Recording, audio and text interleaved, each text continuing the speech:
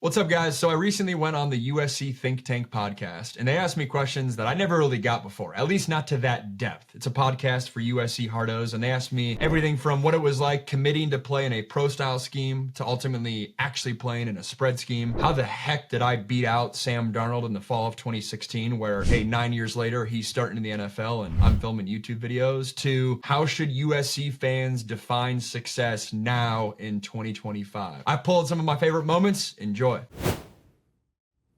Tried and true, pro style, under center, student body left. You're gonna have multiple personnel groups. Fullback is gonna be part of the offense. Like, that was the vision. Obviously, that took a full pivot. The story I've told in the past is Kiffin got let go in whatever that was, September or October. And I remember Pat Hayden called me in a couple weeks later, like mid-October, middle of the season. And, the athletic director's calling the true freshman quarterback. That was a rare occurrence, but I appreciated it. And he called me and said, "We're USC. We're never gonna go down this spread route. We're always gonna be the pro style, prepare you for the NFL offense," which I appreciated. And I think at the time, which it shows how far the game of football has come. But at the time, I do believe that wasn't lip service. Like, I think Pat Hayden believed that. But then sure enough, they hired Sark. And, Sark was the first of that tree to evolve when he had Keith Price at Washington. I think he realized, I don't got the offensive lineman that I had at USC. I got to embrace some of these no-huddle spread concepts. And then he obviously took that to USC with the athletes we had. And it was still quasi-pro style that in 2014, 15, when Sark came.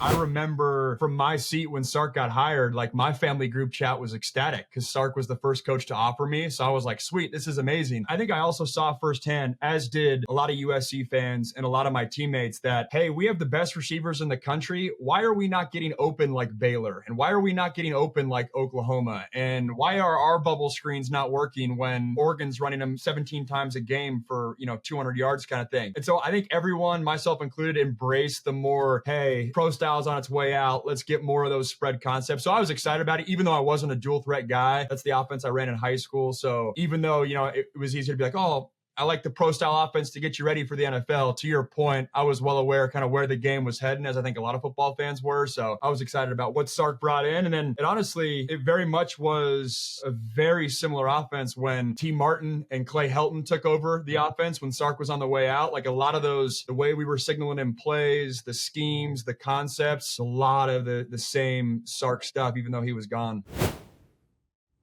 To be honest, I think different offenses it's kind of an archaic term. I think every coach is trying to do the same thing. Yes, they have like different wrinkles and whatnot, but every coaches meeting I sit in, they all say the same answer. We want to be multiple, we want to be balanced, and we want to put pressure on the defense with tempo and all that stuff. Like, it's the same thing regardless of coach. And obviously there's different emphasis and whatnot. But I think, guys like Lincoln Riley that have an air raid background are trying to incorporate more pro style run scheme. And guys that are more pro style run scheme and pro style passing concepts are trying to force their hand and incorporate more tempo and, some of the no huddle and things of that nature. So there's different emphasis, but I would just go to the offense that allows you to get the easiest completions. And it feels like, whether that's your offense with 12 personnel where you're having 2 tight ends and that's your option, or if it's 4 receivers and you're spreading them out wide, whatever gets your points.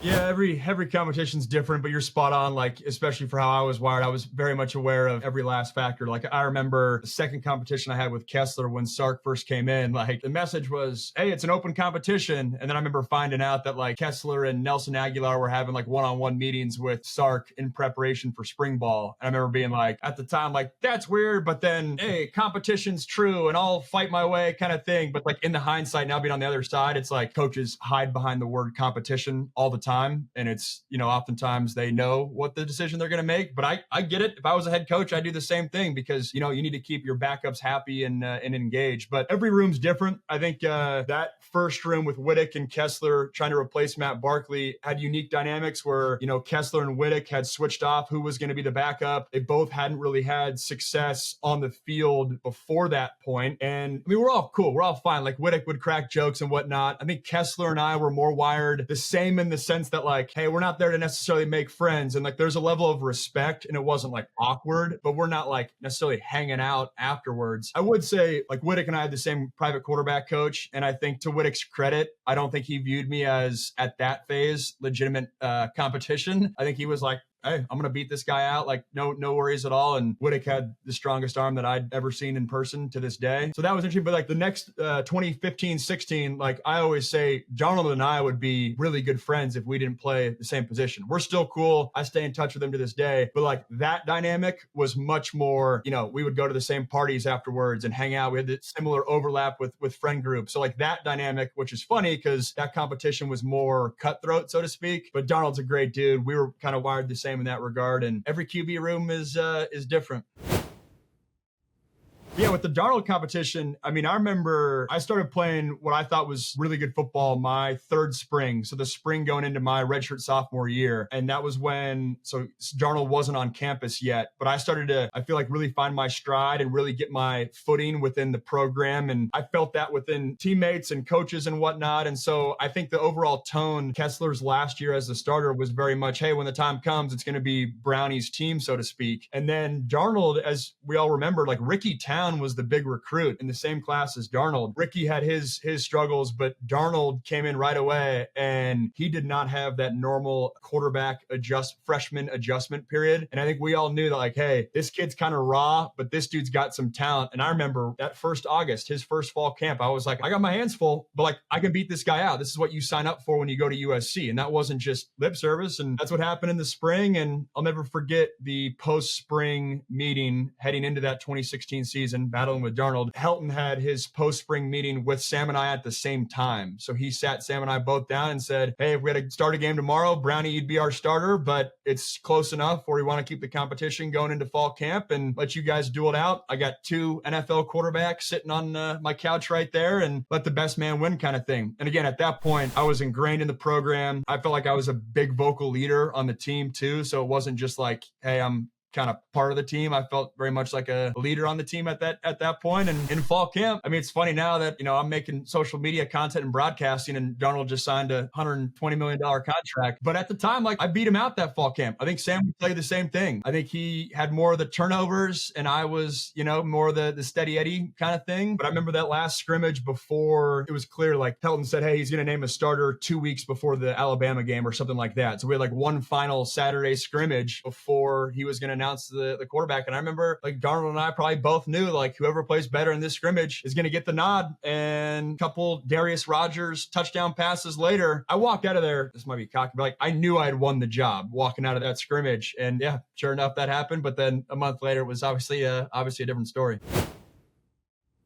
We just got our asses beat by a better team. And, I do look back on that first quarter, like the one throw that I always I made a YouTube video on this. We called Expos All Amigo, which is like empty formation. It's like verts. And we intentionally put Juju in the slot. And I remember I was watching film that summer and like T. Martin came in and like we had been planning for that play and that look versus Alabama's defense. Like that's what we were loading up for. And I underthrew Juju there. If I throw a good ball there, we got pass interference and, it was fine. We ended up scoring like a field goal in that play. But if I throw a good ball there, we go up 10-0. I still think that game could have been a lot different. And it's easy right now. We got our asses absolutely handed to us, but I think our defense just got wore out. We go up 10-0 in that game. If I throw a good ball on that deep ball to Juju, I legitimately think the whole vibe of that game could have been different because people forget Alabama had quarterback struggles on their end with the Blake Barnett, Jalen Hurts thing. Jalen Hurts, you could tell it was a very condensed playbook there. I'm not saying we would have won that game, but I think the whole narrative around that game could have been a lot different.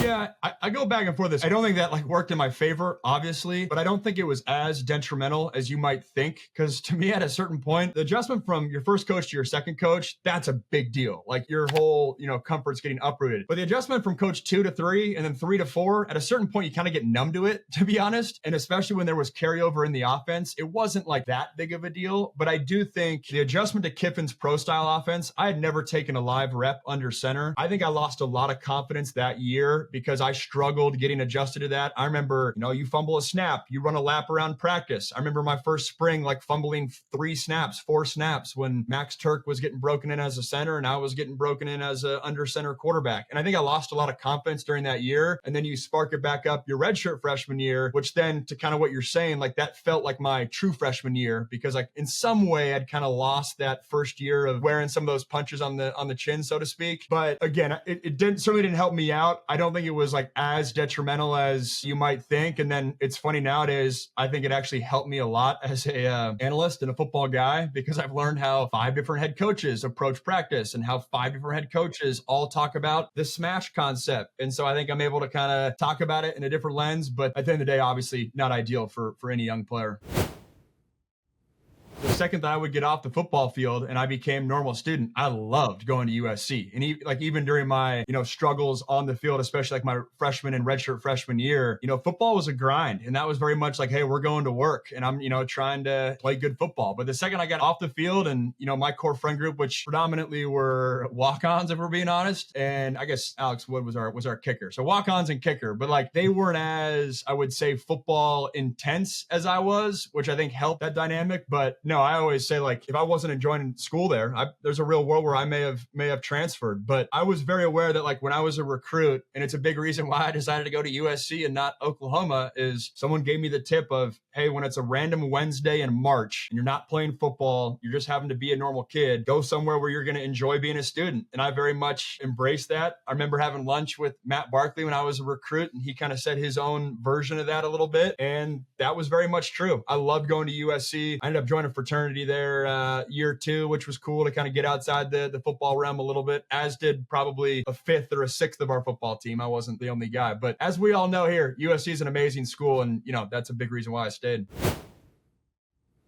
Gotta be the same conversation we've been having for like 5 years, that front 7 kind of offensive, defensive line, linebackers to an extent, but that's where I go. I mean, USC's been fine at receiver, it's been fine at running back. I think it's been fine at quarterback. I think you could have won high-level games with Miller Moss as the guy if you had the pieces around him. I'm not saying he's Caleb Williams, but I do think Louisville's in good hands this year with Miller as their quarterback, and they have a backdoor shot at the ACC potentially. That's where I go. I think that's the reality of the situation. That's been the case to me for really the past 5, 6, 7 years. NIL's the big one, obviously, like with Emmanuel Pregnon. Like that's the guy that in a different era of USC, he stays, he's your anchor. You have an NFL worthy interior offensive lineman. Okay, we don't have to worry about our guard spot kind of guy. Now Oregon comes in, plucks him. It's a different ball game. I very much think that's a factor. It's that same, and I genuinely don't know the answer. It's that same development question too of like, it feels like you see a Washington get a 3 or 4 star offensive lineman, and then, oh, by the way, 3 years later, he's a great quality starter for them. And then at USC, it feels like that same guy doesn't get developed for whatever reason. And I genuinely don't know the case there. I think it gets into talent evaluation and coaching and want to and mentality of the player. All those things come into play. I'd be lying if I said I had the exact answer. I'd be lying if I said, the expectation is to be competing for a Big Ten title. I think we have a long ways to go to get there. I am hopeful that the ceiling here is that we are mid-November with a shot to win the Big Ten title. I think that's not crazy talk, especially given some of the talent that we have, but I think that would be a very successful year. And that's why I'm intrigued to see what happens. I think fan bases around college football have not adjusted to win totals and like, hey, in today's era, winning 8-9 games is the same as winning 10 games 3 years ago in the Pac-12. I don't think the optics of the average USC fan have adjusted to that. And so I'm very intrigued if USC does win 8 games next year, what happens? I think 9 wins, 9 regular season wins. I think that's a pretty good year. In the new school Big Ten, I think that's a little bit of the norm. It would not surprise me if a 9-win team gets into the college football playoff at some point in the years to come. Hey, if you enjoyed this video, hit that like button down below, subscribe to the channel as well. I'm coming out with long form videos every Tuesday, Thursday, and Saturday. I also go live. I'm hanging out with you guys on Tuesdays and Thursdays at noon Pacific. So come hang there, and I'll see you on the next video. Thanks, guys.